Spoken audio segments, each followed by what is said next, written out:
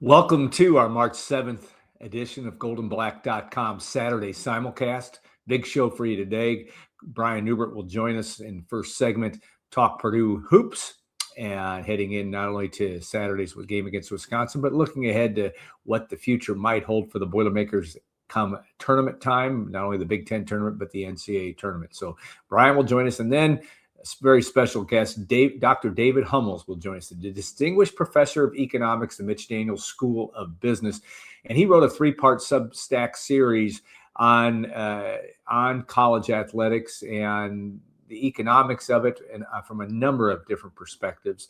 And we will discuss that and more during those two segments as we put a conclusion on the March 7th GoldandBlack.com Saturday Simulcast. So I want to thank our sponsor, the Union Club Hotel, Boiler Up Bar, 811 Bistro, Leaps Coffee, and of course the Burke Boilermaker Golf Complex. You have the Boiler House Prime, the relatively brand new restaurant that everyone can enjoy. We appreciate them and their long-term support of us at GoldandBlack.com. So stay tuned. Brian Neubert will join us as we talk Purdue hoops, and then, of course, Dr. David Hummels. So without further ado, Brian Neubert joins us.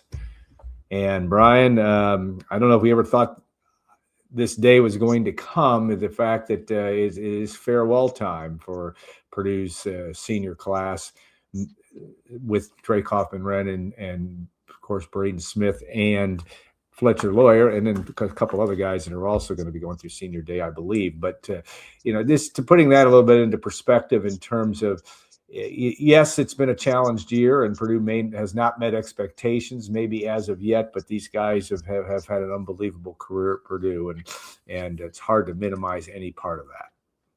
Yeah, for sure. I mean, this was, as much as that Final Four team was driven by Zach-Edey, these guys had a huge part of it. They've won a ton of games at Purdue. Their names are going to be all over the record books. Their star power, the memories they've made at Purdue, there's just no sullying their legacy at this point. Understanding this season hasn't quite gone as they wanted it to this point, as fans obviously wanted it to this point, but I don't think that cancels the big picture of what these guys did for Purdue, what these guys accomplished at Purdue, and how well they represented Purdue as well. And I think they should be celebrated this weekend in their last game in Mackey Arena, with the understanding that there's still an opportunity for them to do some pretty big things thereafter. Yeah, I mean, when you classify, is there a way you can lop them all together in a number of different ways, I suppose, and you've done that for the last 4 years and for about 2 or 3 years before that when you were watching those guys in recruiting, though some of that went on during COVID. But is there a way to best, in your view, to best categorize these guys? The fact that the three of them together, just in what they've meant to this program, is that a simple thing to do or a really complex thing to do from your perspective? Yeah, no, I think, people have to understand that the fourth year senior in college basketball is going the way of the brontosaurus. They're becoming rarer and rarer, not extinct, but rarer and rarer. Yeah. And these guys all stayed. This all coincided with the Studio 54 era of unregulated NIL. This all coincided with the game getting older. The COVID year made the game older. The portal made the game older. The influx of European professionals made the game older. These guys came in as 18-year-olds, and they're leaving as adults. In the span of that time, everything, or the whole landscape of the game basically changed. A team that used to be inherent advantages for fourth-year seniors, teams full of fourth-year seniors. Those advantages kind of dissipated because everyone else just jumped to the front of the line with in the context of the current landscape of college basketball. So when you look at the last two seasons and Purdue to this point not having earned any championships, I think that's part of the story. But these guys staying at Purdue, and look, make no mistake, these guys have made good money at Purdue. Yeah. Make no mistake about that. They have not. They are not out on the street corner on Friday night asking for change so that they can go get a piece of pizza. They're good.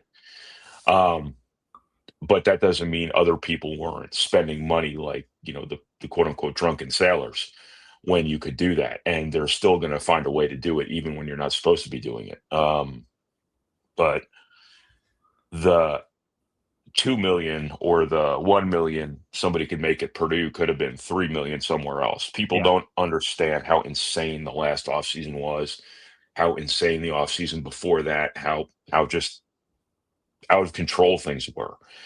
And Purdue's guys stayed through that. And I think they deserve credit for that, with the understanding that they still did pretty good for themselves staying at Purdue.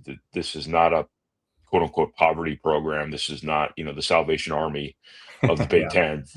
This is legitimate big time basketball with big time money and big time opportunities to make money. And how that landscape has affected this program, this team in the last 2 years, I don't know, but it's certainly part of the changing landscape that has coincided with these fourth year seniors' careers. But patience. I think obviously Fletcher Loyer, Braden Smith got to play right away. I think Trey Kaufman-Renn, not only being willing to redshirt as a freshman, but being eager to redshirt as a freshman. And then basically waiting 2 years behind Zach Edey for the chance to not play because he played, but touch the ball, become Yeah. a focal point of this team. A lot of guys wouldn't have done that. And, he was willing to wait. He was willing to learn. He was eager to learn. And I think he deserves a ton of credit for that too. And I think these guys came in as a really blue collar freshman class. Obviously the celebrity component of things nowadays has sort of, been something everybody's kind of had to deal with in college basketball. So, but they stayed and they led Purdue to a lot of wins, and they did a lot of great things for this program. They're going to set a lot of records. They're going to be remembered for a very long time, and that's where college basketball players achieve immortality. Is how long do people remember you? How long do people talk about you? How long is your name in ink in those record books? How many games did you win? And I think the big thing about this class that people ought to remember more than anything else is winning. I think that's Yeah. where the legacy was always going to lie. It wasn't going to lie in records. It wasn't going to lie in celebrity. It wasn't going to lie in any of those things, but winning. And I think Purdue's won a lot of games. Could they have won more at the end of the day than they wanted to? Yes. But any measure of disappointment involved in this season is a token asterisk on the big picture of what these guys did for Purdue. Yeah, well said. I think I couldn't agree with you more just in terms of that.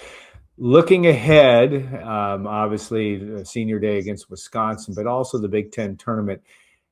Just those 2 weekends before the NCAA, what do you see as important for Purdue? I mean, you get a little bit of confidence, maybe a lot of confidence in that win over Northwestern on Wednesday night in a come from behind fashion.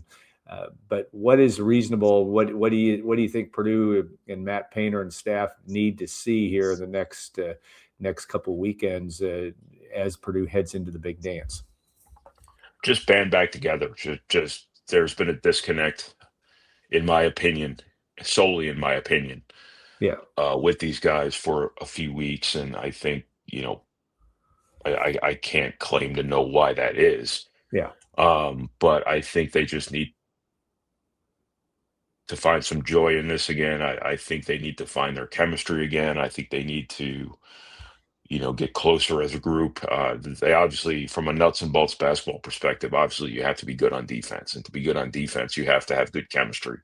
You have to have a good relationship. You have to have open communication, things like that. And finding that now at the right time when there's still so much high stakes basketball to be played, would be the optimal thing. People will talk about shooting. People will talk about effort. People will talk about the superficial stuff of the game. But I think it's kind of deeper than that. I think these guys have to find their connectedness again and find their accountability again and things like that. Did that happen in the second half? I mean, against Northwestern? I mean, or is it just again, Purdue did what it had to do to get the job done. CJ Cox obviously coming up big, but there were reasons that happened as well, that Trey Kaufman-Renn and Fletcher Loyer and Braden Smith had something to do, and certainly Oscar Clough too. But what put it now with the lens of a couple of days removed from the Northwestern game, is it still to be determined whether that will tip? I guess obviously it's still to be determined how much that tips Purdue moving ahead, but it's hard to minimize the importance of that win too. Right. They had to have it. I mean, they just had to have it. I mean, you needed something positive to happen. You've been pretty good from a 1-loss record on the road this season. The 4 losses in Mackey Arena are kind of a stain on the season. But you've been pretty good on the road, and they needed something positive to happen. I think there's more value in winning the game the way they won the game than had they just gone in there and beat Northwestern by 15 or something like that. I think, if you're looking for a spark, maybe CJ Cox was that guy. Maybe he just turned things for you. Maybe Oscar Clough was that guy, because Purdue needed more from Oscar Clough. That was no secret.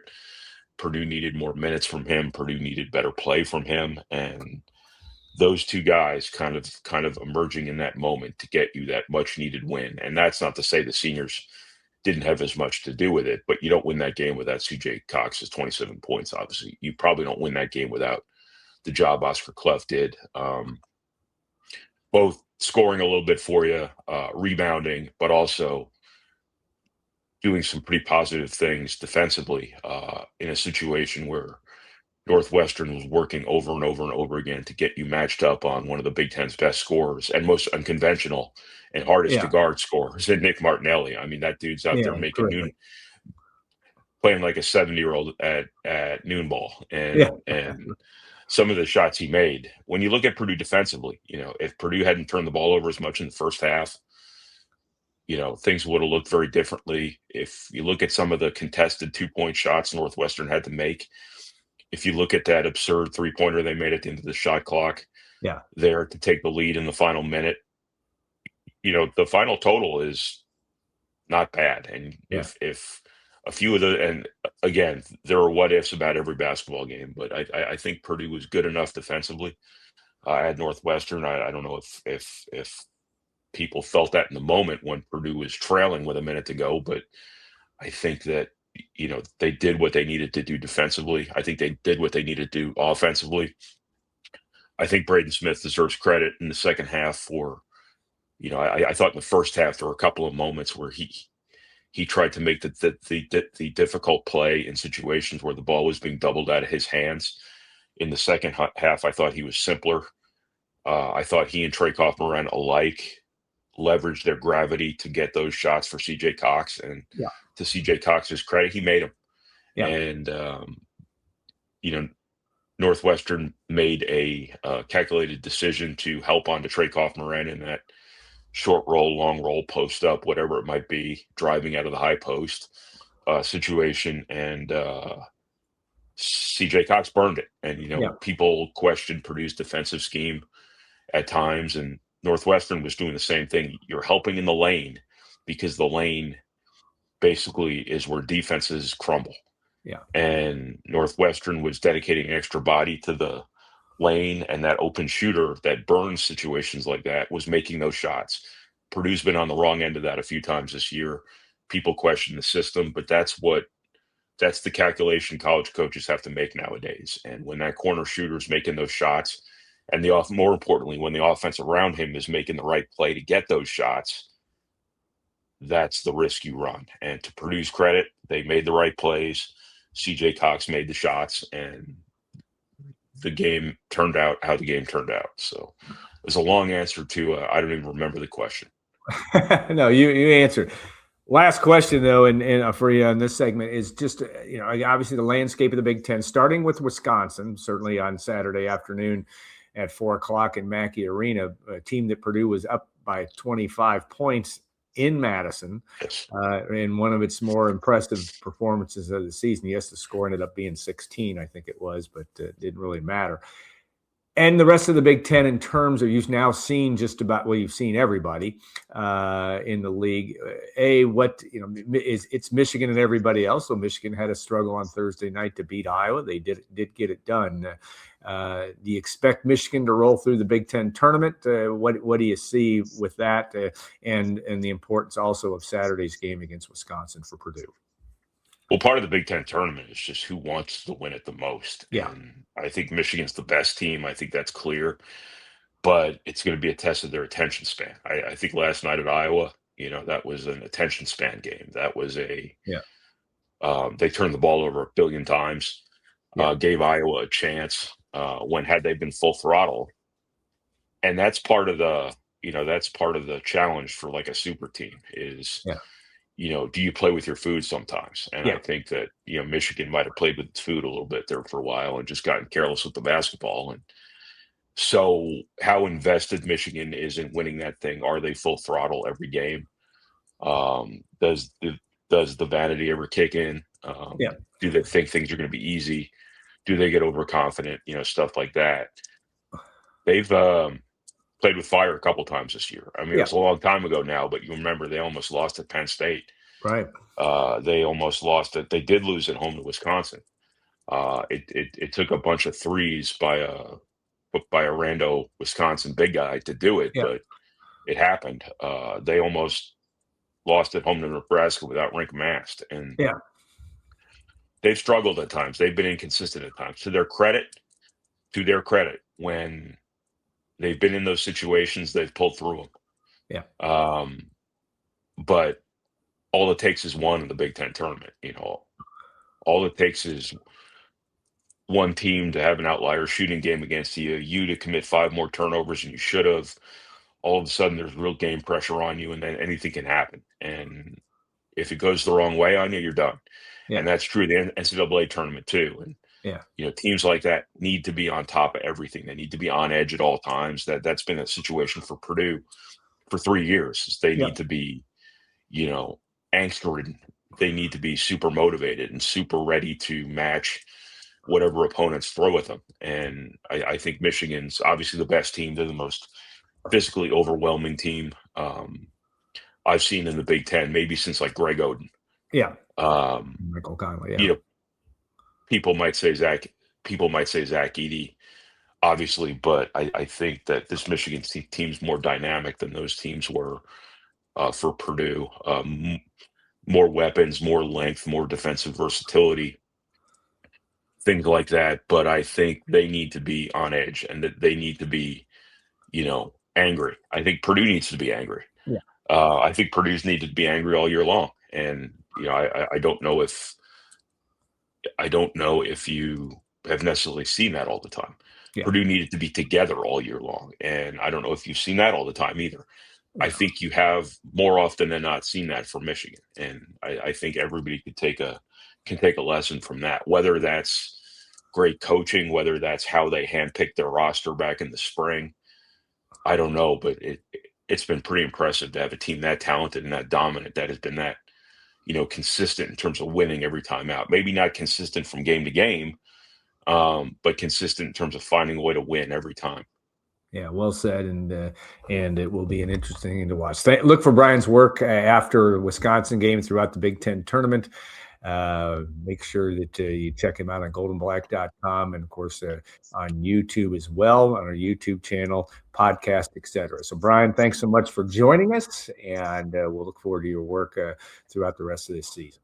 I want to thank Brian Neubert for his insight, and we will turn the page to David Hummels and look forward to what he has to say as we take our next steps in today's edition of GoldandBlack.com Saturday Simulcast, brought to you by the Union Club Hotel. Joined here with David Hummels, If you're in the world of economics, you know who David Hummels is at Purdue, especially. But David is a long-time economist at the Daniels School of Business, Krannert School, former dean, and he has authored on his Substack, and we'll talk a little bit about that as well. That he co-authors with Jay Akridge, another former Purdue provost and longtime administrator, talking about higher ed issues. Well, Dave decided, let's take on college athletics and let's look into that for a 3-part series, which I cannot recommend more to read, and we'll give you directions on where to go find it. But Dave, first, welcome to the show, and thanks for taking the time to join us. Alan, it's my pleasure. You know, it is, and when you look at this, and obviously, it is a crazy time in college athletics. I mean, in the last week alone, you have Louisville athletic director and president presenting a white paper. You've got Tony Petitti and Greg Sankey of the Big Ten and SEC presenting a white paper of how to solve this financial problem in college athletics, how to put guardrails in. And you certainly bring that into your 3-part series, but it is an unprecedented time in college athletics when it comes to financial issues. Yeah, I think that's right. And but you know, it's interesting. People tend to focus on the changes associated with the transfer portal and NIL and revenue sharing. But this modern financial era started, at least a decade ago. Yeah. So this flood of corporate money coming in from broadcast rights and licensing rights and so on. And so, the financial landscape has changed tremendously before those things became relevant. And now I think universities are really kind of in this mode where they're asking themselves, we hugely increased our spending on college sports, and now we've got these other ways that we're going to need to spend if we would like to be more competitive. And how do we find the money to do that? So I think there's a huge list of legal challenges of decisions that universities have got to make to think about the role that athletics is going to play in the life of the university. Yeah, and it is existential at this point. And the famous pivot by, and of course you had a son that went to the University of Chicago, but the famous pivot by the University of Chicago in, it's 1939, I believe it was. This was the last year, around that time, of deciding, we're a great university, we're competing in intercollegiate athletics, and we're out. We're going to pivot, and it still, by the way, is a great university, as you know. But talk about, we may not be to that point, but there really are going to be some critical questions that universities from an administrative aspect are going to have to answer as you deal into what looks to be a financial black hole for a lot of folks moving forward. Yeah, so I think the Chicago example is interesting because they were one of the founding members of the Big Ten. Right. They won a number of Big Ten football titles. The very first Heisman Trophy winner, Jay Akridge, was a Chicago grad. And Robert Hutchinson, the president, said, this has gotten out of control and it's not consistent with who we are as a great university. Shut down the football team. And then they used the football stadium to build the world's first self-sustaining nuclear reactor as part of the Manhattan Project, right? So sort of a really interesting transition there. I think the challenge that universities have today is that many of them regard athletics as existential for the university. It's not obvious to me that is the case. Right. That the spending increases that we have seen are really astronomical, and some of that is coming from this flood of corporate money, and but increasingly it's subsidies that the rest of the university are paying to run an athletics department. I think you go down the list. There's a great database, so you don't have to trust me on this. You can go, there's this amazing database called the Knight Newhouse database, where you can go look at all the data yourself. You can look at Purdue's data, the Big Ten, you can look at whoever you'd like, and you can see how large are the institutional subsidies, right? And when you think institutional subsidy, what you should think is, this is money we're charging other students so that we can run a more competitive athletics program. And, for some universities, 80-90% of their athletic budget comes from direct subsidies from other students to run the program. And, the average university, that's about $1,100 per student per year. For some universities, it's $2,000, $3,000, $4,000 per student that they're charging to run an athletics program. So that's, I think, the challenge is the extent to which this huge increase in money has been met with a huge increase in athletics expenditures and growing subsidies. So it's not like all this corporate money came in and then we said, okay, now we don't need to subsidize anymore. No, universities, the more money they got from donors, the more money they got from broadcast rights, they responded to that by increasing subsidies, taxes on the rest of the student body even more. And that's all before we get to this point in time with revenue sharing and NIL and so on. So I think that's the sense is that in my view, we've gotten to a point where it's time for universities to start asking, what is the mission of the university? What role does athletics play in it? And are we comfortable with the direction that this is heading? Right. So those are the questions that I'm hoping to spur with the writing that we've done on this. And yet, you talk about, and there was a book, and I think you and I have talked offline in the days.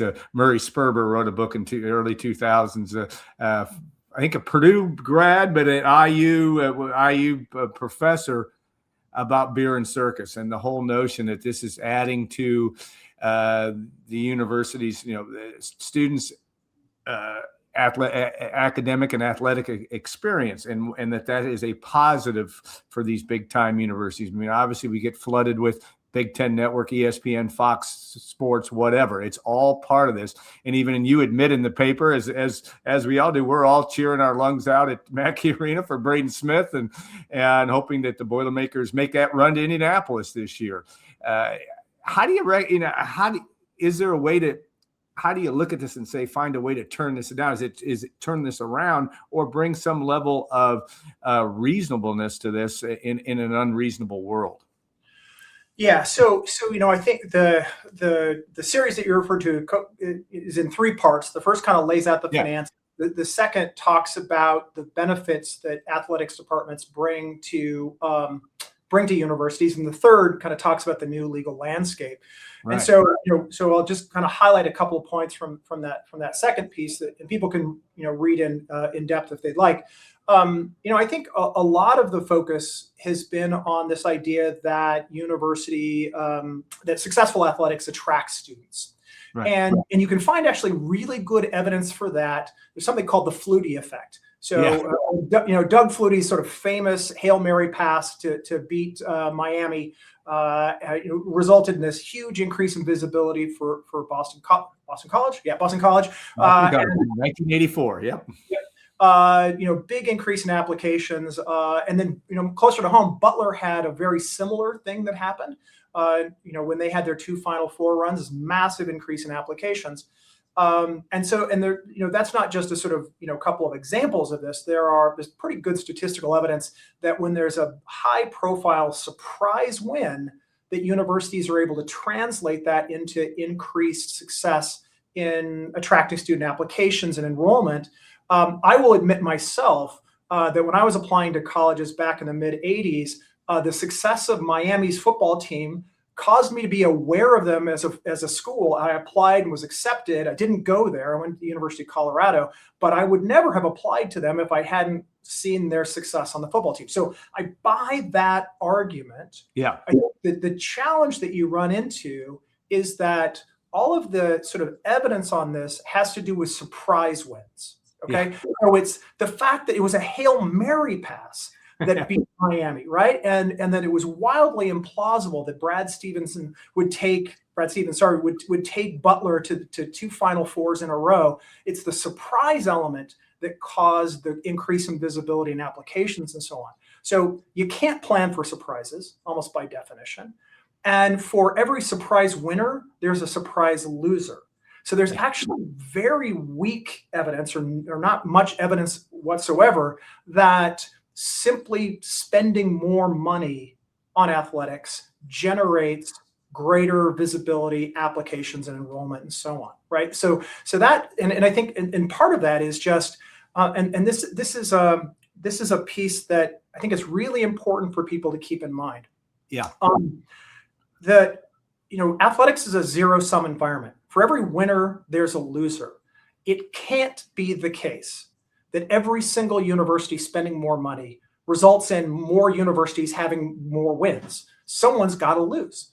And only one team gets to win the national championship in a sport each year. And so for those reasons, I think there's this kind of arms race behavior going on that lacks any kind of evidence that the spending growth is translating to greater success in the other things that define a great university.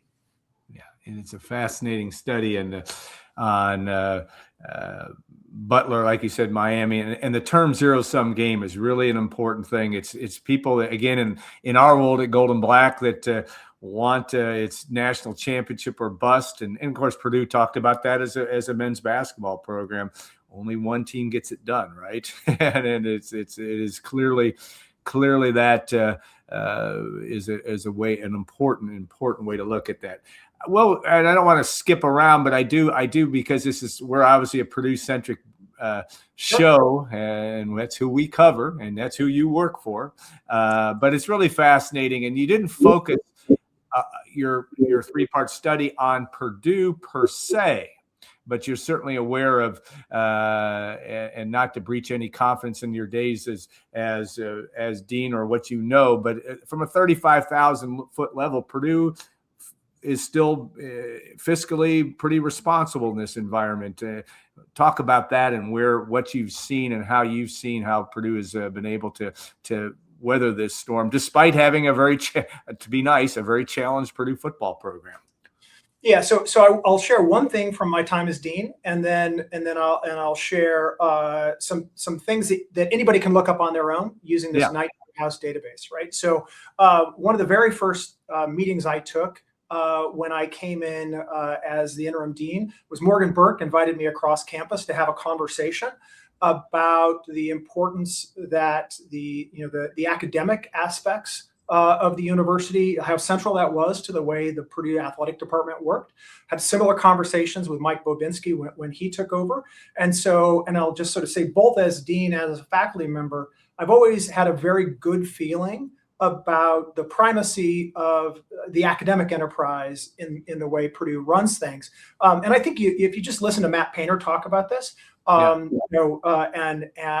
which I enjoy listening to him speak about this, because he says, look, very few of these people are going to go on and earn massive contracts. Most of what they're here to do is to learn and grow and become educated for a career. And so I think that attitude is pervasive at Purdue, and I don't think that's the case everybody else every other place.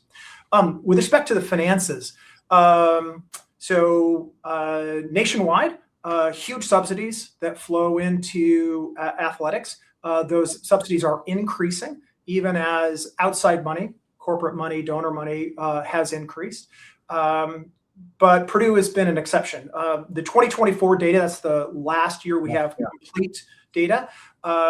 Purdue was one of only 10 universities in Division I that ran a balanced budget. In fact, I think it actually ran a surplus that year in the athletics department.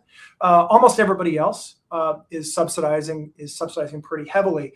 And I think part of the reason, if you sort of look at what has happened at Purdue compared to other places, we've spent more money as revenues have increased.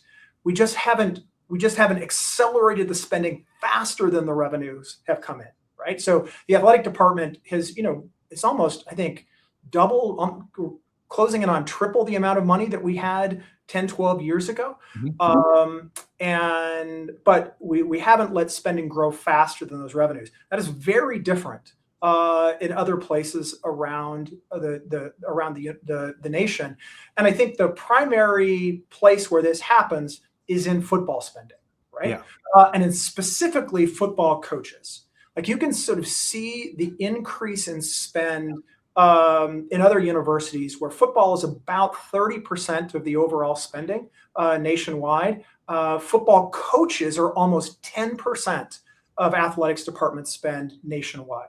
So that huge increase that's taken place in football spending other places, in other universities, has not happened at Purdue. So Purdue has increased its spending on football, but it hasn't tripled it in a way that you see in a lot of other universities. Now, how do you answer the question, David, about, but wait, we need to win. We need to spend more money.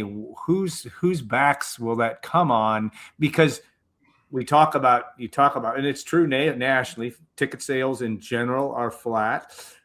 It's getting to be a tougher environment in terms of donors because of tax reasons, but also just because donors don't necessarily know, do we need to play the NIL game? Do we need to do this? Do we need to do that? Talk about the, if you build the argument, we just need to spend more to get out of this. Who's going to end up paying for this in your view? Yeah. So again, I'm going to come back to this idea that the total number of wins and losses doesn't change. The total number of national championships or conference championships doesn't change. So we can all spend twice as much or 3 times as much or 4 times as much. You can't get more wins out of a college football season, right? You just can't. Okay. So what you see at other universities is a decision that because we feel, we feel pressure to win more football games or basketball games or what have you, we're going to raise tuition on other students in order to give sports fans a better chance at wins, right? And so when someone says we've got to be competitive, we've got to spend more money, what they're saying is, they may not realize they're saying this, but what they're saying is we want Purdue to raise tuition on the typical student, spend more money on coaches or players, so that we have a hope of winning more games. Yeah. And so I think when you cast it in those terms, do I care enough about the win-loss record that I think students should have to pay a lot more money in tuition? That starts to, I think, reframe the issue in a way that we can be honest about what the values of the university should be. Yeah, well said, in an interesting perspective that in the sports world does not get talked about a lot. That's for sure when you come to that. So, and let me be clear. Like, I love it when Purdue's teams are winning. Like I'm in Mackey for every home game. I'm really hoping that they close the season strong and that Braden breaks the assist record. Like I'm really cheering for those things.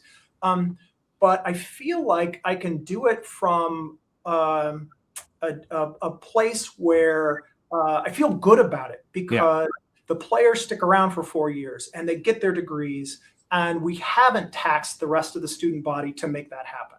Yeah, an important thing. We're here with David Hummels, and a economics professor in the Mitch Daniels School of Business. And his Substack that he co-writes with Jay Akridge is Finding Equilibrium. And I think there's no more important 2 words in the world of college athletics these days. And we're discussing a 3-part series that David and his co-author Becca Caliendo put together. And Becca's an interesting deal because I want to get to roster limits. And of course, Becca was a track athlete at Purdue and can experience that, but also the effect that this can have on the average athlete in the way that this spending is trending and what this means. Because you have a whole section really on the new landscape of college sports in part 3, if I remember right, in terms of roster limits. And we've talked a lot about how football has gone from 85 to 105. Volleyball has moved up, and that impact on college sports and college athletics and the athlete's experience is potentially going to be pretty strong. Yeah, so Becca Caliendo, did a lot of the initial data work on this. She was my undergraduate research assistant, last year. She finished up her undergraduate degree here at Purdue.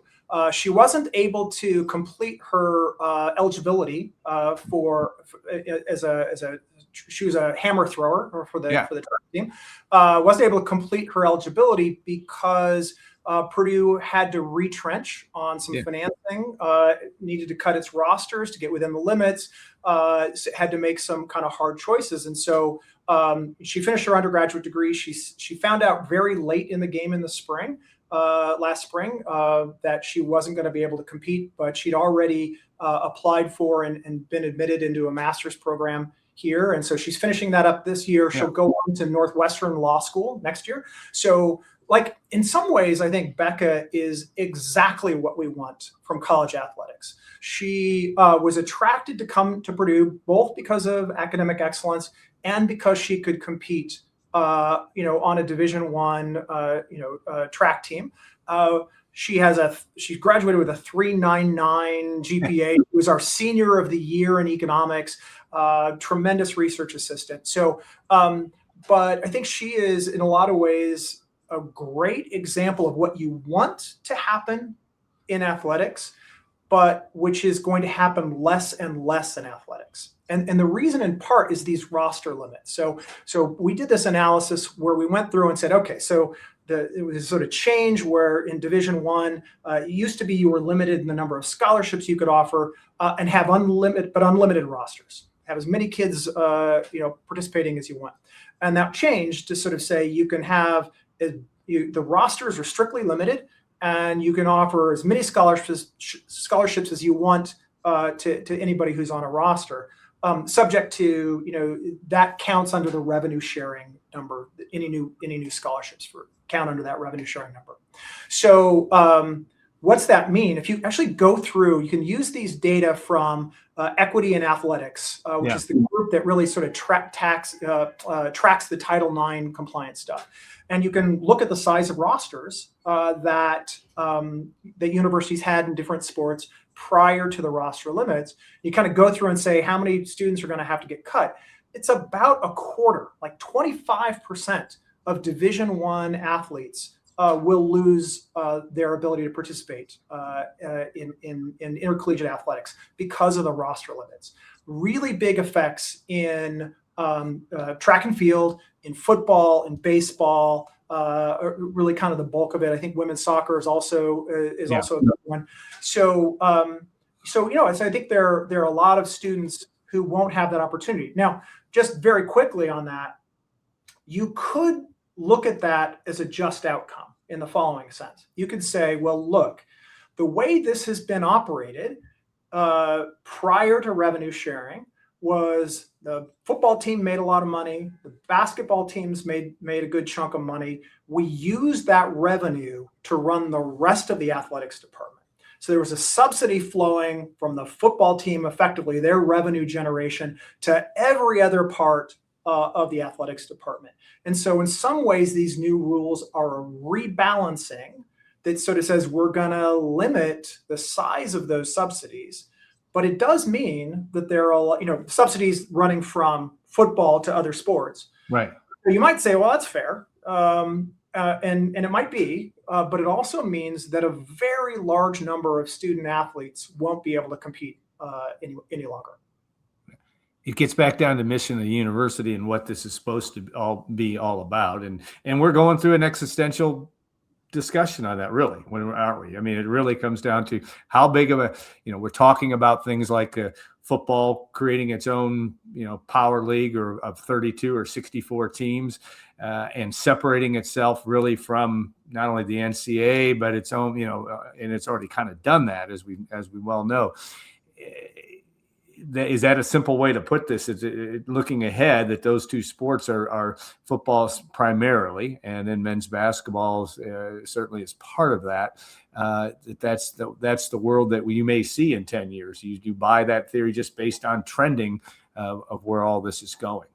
Yeah. So I think the questions that universities have got to address are. Okay, there's this sort of extraordinary revenue generating opportunity out there, mostly attached to football and somewhat to men's basketball. Yeah. Do you want to essentially treat those as completely a different beast than every other part of the athletics department, right? So I think the reason we haven't already gone down that path is that in the major conferences, I think pretty much most of the major conferences, you have to compete in a minimum number of sports in order to be a conference member, right? So I don't know what the number is in 18. I think it is in the Big Ten. I believe it still is. And Purdue is at the minimum currently. Yeah, and so I think if you didn't have that rule, it would become very, very tempting for athletics departments and university presidents to say, you know what, we're gonna quit spending the 70% of our budget that goes to those non-revenue sports. We're going to quit spending the money on that, right? And one of the things that's sort of interesting, I alluded to this idea that it's great having student athletes here. It's great for the student athletes themselves, right? So very good evidence showing that participating in intercollegiate athletics increases retention, graduation, starting salaries after graduation. But there are actually very similar effects for athletes who participate in intramural sports. Yeah, interesting. So you don't have to travel all over the country and spend massive amounts of money to get those benefits for the student athletes themselves. You could have them be on the club lacrosse team, and statistically you see very similar effects. Yeah, interesting because having a daughter that played club soccer, that it was the old-fashioned way. They had to do the do the vans and do the travel themselves, and it was a great experience. And yet, so she learned, she had a good time, camaraderie. She got to compete and train and all that good stuff. Yeah. But there weren't 70,000 people watching her. So there were 7, and that may be Amy and I were 2 of them. All right, you want to look at that, and I thought was something also interested on your view towards NIL, and of course that's the 3 letters that everybody talks about, and of course rev share as well. But then that is also a benefit for a few. It's not necessarily benefiting all student athletes, or certainly even in football and men's basketball, it can be very uneven. Talk about that research and give us a highlight of what is in your study on that. Yeah, so I think the starting point is you kind of want to keep separate these 2 piles of money. There's the revenue sharing, which can go up to $20 million. Now that number is going to grow, right? Because it's tied to the total amount of revenue that the Power 4 conferences earn. And so if the value of TV contracts and so on keep going, ticket sales and so on keep going up, that number is going to keep rising, right? So that's one chunk of money. And then there's the sort of outside money coming from folks, giving money through the NIL program. So I think the interesting challenges around NIL are, you can start from a position that says it's unfair to deny athletes sort of fair compensation for the use of their name, their image, their likeness in generating revenue. And I think the sort of the kind of most obvious parts of this are things like, you're using their names and faces on EA Sports, video games. But then also, you couldn't go, do a commercial or whatever. I think for a small number of athletes, there is real commercial value to a for-profit business for hiring those athletes as spokespersons, right? So Caitlin Clark, right? Enormous phenomenon, not just in sports, but culturally in the U.S. And if State Farm wants to pay her millions of dollars to do ads, terrific. I think that's great. Arch Manning, couple of famous uncles, great name recognition, may or may not be a great quarterback and may or may not make it in the pros, but you can sort of see why Warby Parker might want to have him flogging their glasses. Okay, yeah. So that's cool. I think that the new rules as of a month ago are that NIL deals are supposed to represent market value to for-profit businesses, not pay for play given by alumni and donors to the university, right? And so there's this College Sports Commission, which has this test that's supposed to evaluate whether or not these contracts represent fair market value, whether they are an exchange of money for an immediate business service, not some kind of nebulous later down the road, we're going to ask you to do something. You've got to sort of say, I'm going to do this thing that generates value for a for-profit business. And it's got to be, comparable in value to, other kind of similar contracts for similarly situated athletes in terms of the prominence of their school, their position in the sport, maybe do they have a lot of social media followers and so on, right? And so that College Sports Commission is actually denied a number of contracts. It said, these things are not meeting the standard. We're going to see whether or not those contracts actually, whether the College Sports Commission declaring those contracts ineligible or invalid. We'll see whether that holds up in court, right? And I think that's a real interesting question, whether this entire aspect of the House settlement ruling that sort of set this new set of landscapes, whether that's actually going to survive its first court challenge. So we don't know. But right now, they're supposed to be meeting a market test. I'm going to come back to the revenue sharing here in just a second. But I think a really interesting question to think about is the following. So as of the date I pulled the data, it's been about 4 weeks ago now, the College Sports Commission had approved something like $127 million in NIL contracts, right? If you compare that to the value of NIL or not NIL contracts, but just sort of media endorsements in, let's say, the NFL, right? Yeah. They're starting to get almost as large as those NFL endorsement deal values, right? And so an interesting question in terms of evaluating the market value of these NIL contracts. Can you really, so we've got, what is it? Let's say 100 football players times 250 schools competing in Division I. So you've got, what is that, 25,000, if I did the math right there, football players compared to what you have in the NFL, roughly 100-person rosters times 30 teams. So it's like 10 times as many college athletes, right? Yeah. None of them have got Patrick Mahomes visibility. None of them are going to get married to Taylor Swift. So they don't have the same visibility. And the question is, does it really make sense that the market value for a third-string wide receiver playing for Tulane is comparable to what professional football players can make?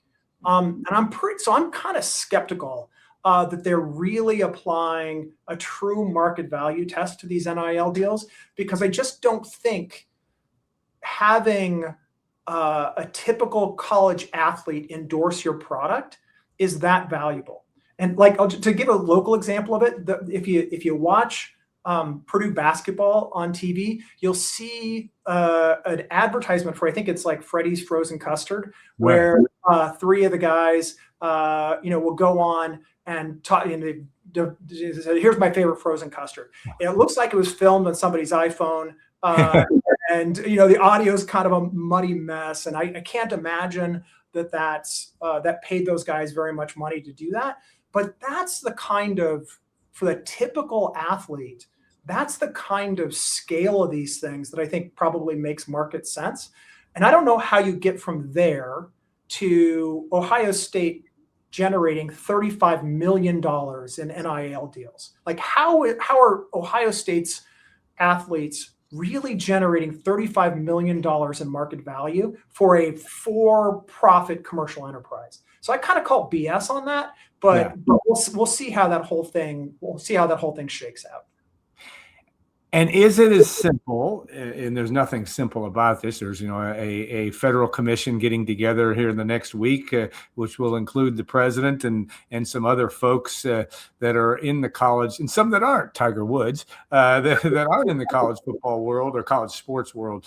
Is it as simple as having guardrails and collective bargaining or whatever it is, antitrust, something that brings that level, or is this going to be? Are we looking at ongoing court battles from now to the end of time? I mean, that seems to be the other side of this. If you don't get these things figured out, you're going to have that, and you're going to have, for lack of a better term, chaos in college sports.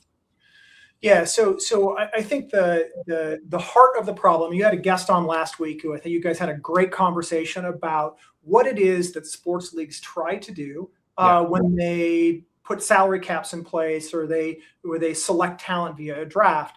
They're engaged in overt collusion, right? Yeah. And in any other context, that's illegal. Yeah. And when execs try to engage in that, they find themselves fined and potentially, imprisoned.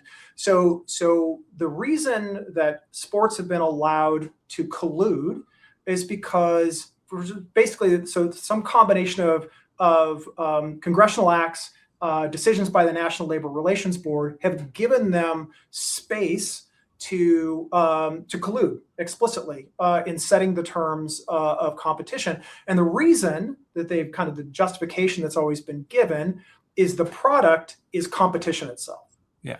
And if you don't collude in some sense to level the playing field, you don't have a competitive product. Okay. So now let's think about what's happened in the college context. The NCAA, for a very large time, collusively set the terms of participation in college sports, and did that, I think, arguably to the detriment of college football players and college basketball players. And so you've had this series of court decisions which said that's no longer legitimate. The real challenge you run into now, and with some of these instances that people have gotten pretty upset about in terms of transfer portal stuff and signing professional athletes and so on, is it takes one judge in one court located in the hometown of whatever team it is to basically say NCAA rules are not valid, conference rules aren't valid. And so at that point, conferences in the NCAA are in a position where they could try to enforce rules that will be applied inconsistently depending on whether you got a local judge to rule in your favor, right? Or they can just give the whole thing up, right? So you've got this collective action problem that says conferences and the NCAA can't solve this problem by themselves, provided you have local judges who are willing to say, yeah, I want my basketball team to be able to sign a professional player. So that's, I'm pretty skeptical of folks in Washington parachuting in to fix an industry generally. But I think when you've got these massive collective action problems, it becomes more reasonable to try and say, look, if you wanted a way out of this, it's probably going to have to come from Washington. All right, last question. We appreciate all your time, Dr. David Hummels, joining me. And are you optimistic, looking at the lens from 5 to 10 years down the road, that this does get fixed? Is it too big to fail type thing? This is such college athletics and its economic impact. We talked about not only in West Lafayette, the economic impact of having college football and college basketball here. Are cooler heads going to prevail? We're going to figure this thing out. It's an unfair question in your last question, but are we going to, David, are we going to get there before this is all said and done, do you think? Well, so I think you have to start from this. College sports are massively entertaining, right? Yeah. And the fact that the TV networks are willing to pay huge sums of money to put especially football and basketball games on the air suggests there's billions of dollars at stake in providing that opportunity to people. And it's not just college sports. I mean, you can see this with the escalating value of TV contracts being paid to the NFL. Broadcast networks have a hard time attracting eyeballs. College sports seems to be a really important way to make that happen. So the money's going to keep flowing. Right. I think that's the first piece. The second piece is people really care about their team doing well. I think that emphasis can be misplaced. I think people don't understand always what they're asking for when they ask their team to throw money at the problem. But it wouldn't surprise me to see in the not too distant future where a kind of situation where there's sort of football and basketball over here to one side and everything else over here. To just kind of recognize the reality is people really, really want to watch the Power Four conferences compete. And as long as that's the case, there's a financial incentive to get that right. It just may mean a wildly different organization of athletics departments. I am hopeful in all of that universities keep front and center. Who are we as institutions? Yeah. And what is it that we are here for? And well, I don't know if your listeners will agree with this or not. To my way of thinking, a winning football team is not why Purdue University exists. Yeah. And we exist for the purpose of discovery, of solving the world's biggest problems, of educating 18 to 22-year-olds so that they can be productive members of society. That's what our mission is. And I'm proud to say that that Purdue has kept its eyes on the ball on that pretty squarely throughout this kind of tumultuous period. I hope that continues to be the case. And I wish other universities would take a lesson from how we've done it. Well, that's blasphemy what you just said, but you're no, I couldn't agree more. And I think you're right. I think Purdue has positioned itself well to be that. Can they stay that way in this world? It will be fascinating to watch out. I probably told David offline, we're not going to bug it. I could have this David on every week to talk about these issues. We got to about half of them. But we will get to more down the road, maybe once a semester or once a year. We so appreciate your time and we appreciate your insight into this. And make sure if you really want to know what's going on in a fascinating study on Jay Akridge and David Hummels' Substack, Finding Equilibrium. They deal with it also, not weightier topics probably than even college sports too, in terms of where higher ed is moving. It's an excellent, well-written, easy for even people like me to understand Substack. Make sure you check that out. They'll let you subscribe for absolutely nothing. So that's a pretty good deal. David, thanks again so much. Such a great discussion, and we appreciate it so much. My pleasure, Alan. Great talking with you. Want to thank our special guest today for our GoldandBlack.com Saturday simulcast. Of course, Brian Neubert and Dr. David Hummels, Distinguished Professor of Economics at Purdue. We appreciate both of them bringing some insight. I want to thank also the Union Club Hotel for all it does for us at GoldandBlack.com. And make sure you make a reservation at the Boiler House Prime. You won't regret it. It's a phenomenal facility out there at the Burke Boilermaker Golf Complex. And, of course, the 811 Bistro, in addition on campus, and the great lodging that you'll have access to at the Purdue Union Club Hotel. So we will be back next week. In all likelihood, our shows may change just a little bit during tournament time, depending on when Purdue plays.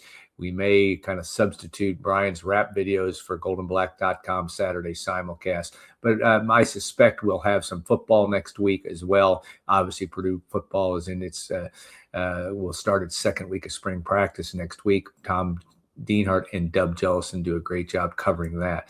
And a reminder also, we would like you to like and subscribe to our YouTube channel.